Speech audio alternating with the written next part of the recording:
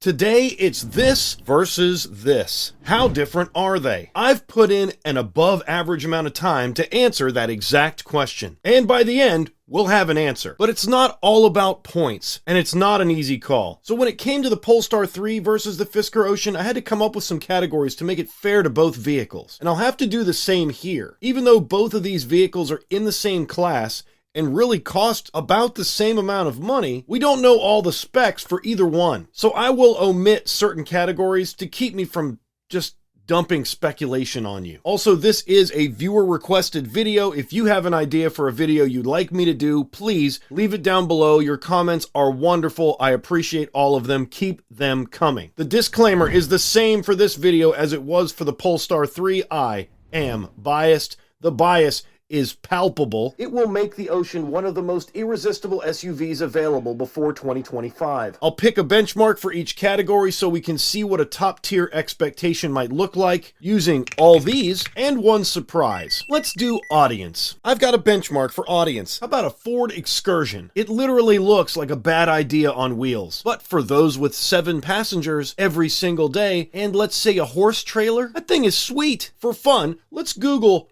what's the best car? And with no context, Google just spits out random stuff. The first result being a Corolla for sale. But the rest of the results are all over the place. The Beetle, the Hennessy Venom, the Pagani Huayra, a Porsche. You gotta know your audience. Fun game. Google what's the best car and let me know what your result was down in the comments. Ford went with the name of the vehicle that always sells when they dropped their volume SUV. And GM did what GM does. They copied it. I actually have a positive rapport with the Blazer, so GM nailed it. I'm interested. Fisker nailed it too. The word ocean is like the coolest word left that was meaningful and has not been used for a car name yet. And it fits the goal of the brand. So how do we compare audience? Oh, Venn diagram, of course. Those that want the Blazer want something cool but not controversial, efficient but not slow, unique but not in a grocery store parking lot. It's like a conversation starter with an asterisk. And I know this. I've had a Honda Clarity, the same conversation starter with the same asterisk. It is equally as cool as it is boring, depending on who you're talking to. Pull into a space and people will ask about it because they see EV on the back. Back in, however, it's just a Blazer. The Blazer EV will sell the exact number of units that GM wants it to sell. Some. The Ocean, on the other hand, got it too right. Their Venn diagram just looks like this. The problem with a volume vehicle with not enough volume is people give up after waiting, get priced out by markups, and eventually just ignore the initial benefits that drew them in the first place. And that's the Ocean's problem. Point Blazer. On to utility. Benchmark, Chevy Suburban. Same brand as the Blazer already. Do we keep it in the family? The Ocean boasts 4,000 pounds towing. The Ocean will have a tow hitch as an option. The optional tow hitch is also true of the Blazer EV, but when it's added, it only gets 1,500 pounds of towing capacity, and only on 2 trims. That's right, SS people, no towing. Boo, Blazer. Boo. It's close enough to Halloween, I can say that, right? And you've got to add the comfort and convenience package. Does that mean all the other trims don't include comfort and convenience? I feel like I'm in the finance office. Point Fisker. Let's talk practicality. How about the discontinued Honda Element? There you go, Honda. Can't decide which EV to build first? On your own bespoke architecture? Bring back the Element. Little conjecture salute for this video. Before I dive in, there's no way the Blazer beats the Ocean in headroom. Just ride in any non-truck vehicle GM has produced in the last 15 years. I'm looking at you, first gen CTS. That was like a party in a broom closet. But the Blazer EV looks to have 60 cubic feet of space with the seats folded down. And that's more than the Ocean will have. Remember, the stat sheets are incomplete, but I'm gonna give the point for practicality to the Blazer, maybe even if it's just for being a bigger vehicle. So Blazer gets it for now. Once again, for design, there's no benchmark, just 1v1 here, as SUV design always falls short to cars. That said, this is disappointing for the Blazer. Zero risk taken by GM. The Blazer blends in. A badge delete here would almost entirely eliminate the ability to tell that the Blazer is electric. And while I, as well as others, may like the design of the Blazer EV, when this iteration was launched, not everybody did. It was a lot of this and this. I could give you more examples, but lucky for the Blazer, it's also a thing people wear to formal get-togethers, and when you Google new Blazer design, about half of the results are just men's fashion. So the Blazer lucks out there. Point Fisker. Even if the Fisker wasn't breathtaking, unlike anything else on the road looks-wise, and sporting the pedigree of a very decorated automotive designer, I'd still give Fisker the point. For sport, you know what benchmark would be good for the sport category? How about the Toyota CHR? Oh, and Toyota, you want an idea of an EV to release? Why not make even a plug-in hybrid CHR? Both my wife and my mom asked me what that vehicle was the first time they saw one. That said, how can I give this point to the Blazer? Oh, I know. The relaunched Blazer, you know, the one they could have gone retro with but didn't and got a lot of flack for, was based on the Camaro on the interior, which is also a retro throwback car, by the way. But the Camaro is sporty. The more I look at GM, the more I realize that corporate red tape probably takes big scissors. So, mostly because the Blazer is probably just going to get crushed by the Ocean for the rest of this competition, the sport point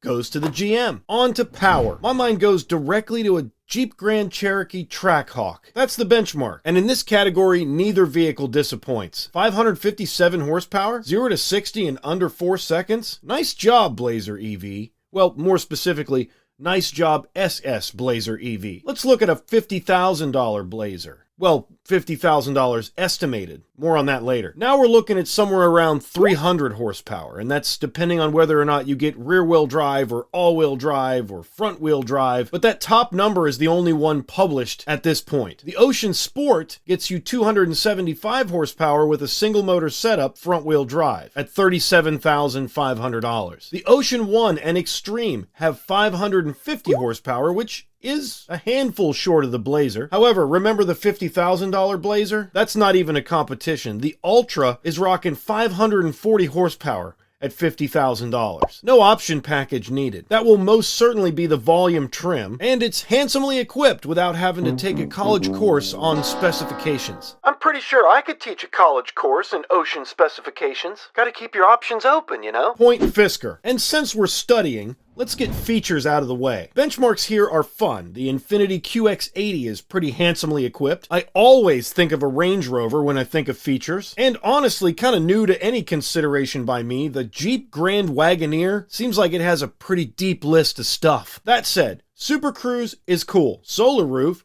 is cooler. GM calls this a 17-inch screen. Fisker calls this a 17-inch screen. Power hands-free liftgate. Heated and cooled seats is nice. Wish my Tesla had some of that. But California mode is cooler. We could do this all day. I could do this all day. Taco trays are sweet. Limo mode is nice. I think we gotta go back to the finance office though to find a winner in this category. The comfort and convenience package is where you'll probably find some of the most desirable features for the Blazer EV. And those who don't shell out for it won't get it. Even worse, the one on the dealer lot or the next one they're getting may not have it either. I'll also admit the Ocean's winter package kind of works the same way. You guys know what I'm going to say here. The solar roof wins, and the rear view mirror camera is also a consideration for me. But if you dig deeper, you get off-throttle torque vectoring, among other Magna exclusives like I would say under the hood, but help me out with that in the comments. Point Fisker. And my justification is more stuff is standard on the Ocean. At this point, I'd just like to add that the Fisker Ocean Ultra is this much money and comes with this much stuff. And the Fisker Ocean One will start being delivered very soon. Like almost right now kind of soon. And it's got all this stuff. No points, just throwing that in there. Moving on. For interior, how about a Porsche Cayenne Turbo GT? Yes, that's a $200,000 trim of the Porsche Cayenne. It's also probably a ride you'd be forced to call an experience. So that's the benchmark. Now I could give the classic trope here where GM is cheap and they make cheap stuff and their interiors are cheap because, well, they are. But this is a bespoke architecture electric SUV, and they didn't have to do that.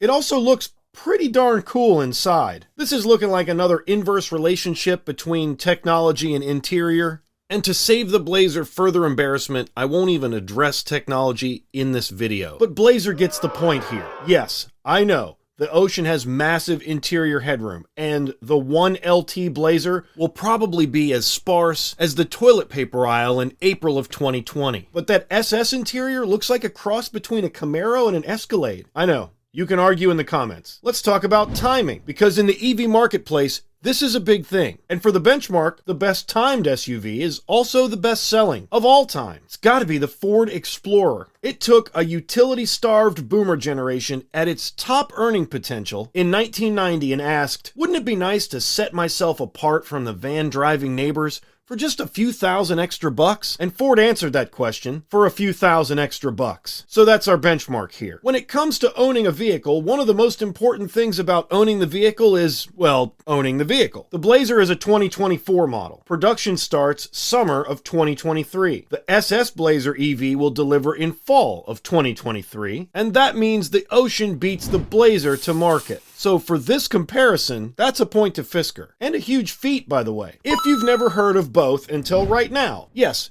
that's our surprise category. Surprise if it's early November 2022 and you're just now looking at both of these vehicles and you're watching this video to decide which one to reserve. I think you might go with a Blazer unless you want a Fisker Ocean Extreme for $68,000. And this is the part of the video where I break the news to you that the Blazer EV reservations are sold out, and the Fisker Ocean Sport and Fisker Ocean Ultra reservations are spoken for. The Fisker Ocean 1 is sold out, and getting any trim of either one of these vehicles is gonna be a while if you aren't in line already. Fisker has more reservations than they do production capacity. And I think if you're getting in the back of the line for an Ocean Sport or an Ocean Ultra, you might have a longer wait than that of a Blazer of a similar price. So if that's your situation, and wait time is a deciding factor, I think you just go with the Blazer. Point GM. Remember when I said I was gonna have to come up with categories to make this a fair comparison? Yeah. It isn't fair. So, for markups, we can look at the Fisker Ocean with confidence and know what the price is going to be. Oh, and if you need a benchmark, let's do the 2022 Ford Bronco. Oh, you want an EV?